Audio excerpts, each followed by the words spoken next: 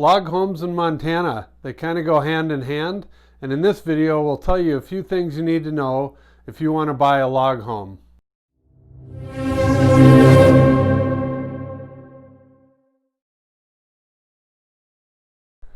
Alright, so I climbed all the way up this mountain to give you a better view of Montana.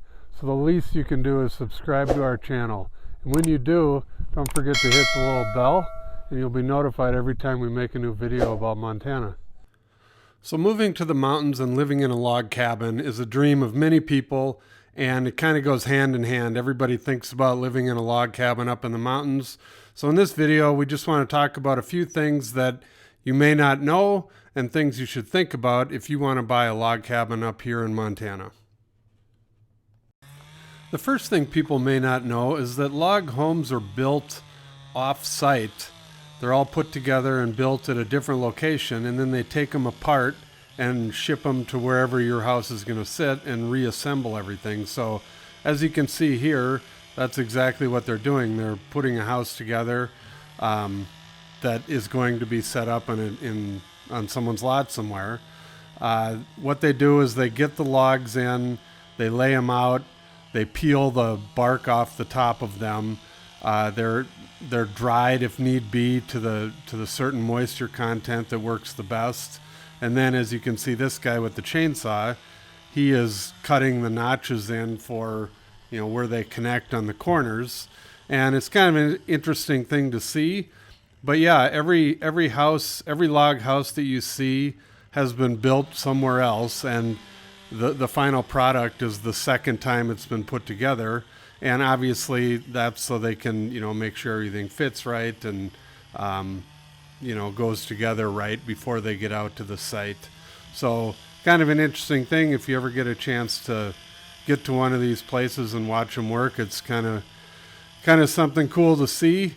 They've got cranes out there that move the logs around, and like I said, they're just putting together the different houses that they've sold to people, and eventually they'll be moved out to the lot. So most of the log homes that are produced here in northwest Montana, they usually use spruce logs or lodgepole, and that's what most of these are that you see here. And this house is a friend of ours' log house, and they did use lodgepole pine. That's what this house was made out of, and was made out of lodgepoles that were harvested right in the area where this house was built.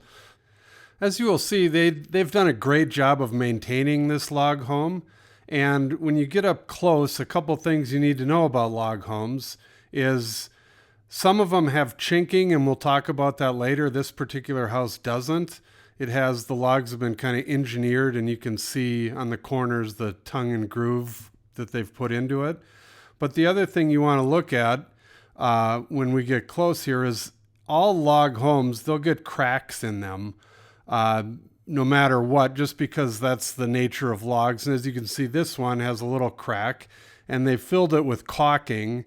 And that's one of the maintenance things you have to do with log homes, is stay on top of the logs. You have to stain them every few years and make sure that any of the cracks, you treat them right away with caulking so they don't end up getting too big. What the big problem that you can get is if they crack and they're facing, up, or the weather, obviously water is going to run down into the cracks and eventually rot the log. I was talking about chinking before. Here's a picture of a cabin with chinking. That's the light colored, it's almost like a putty that goes in between the logs, and it's for insulation. There again, here's a picture of some bad chinking that's old and weathered, and that's another thing that you'll have to maintain with your log home. The interior of log homes are different as well, but as you can see here, this one isn't the actual logs. They have siding in here over the log, outside of the house. And there's, many different ways that you'll see inside of log homes. A lot of people will have the round log look on the inside as well, as this one does not. And it's just a matter of preference and how you have the log home builder build your house.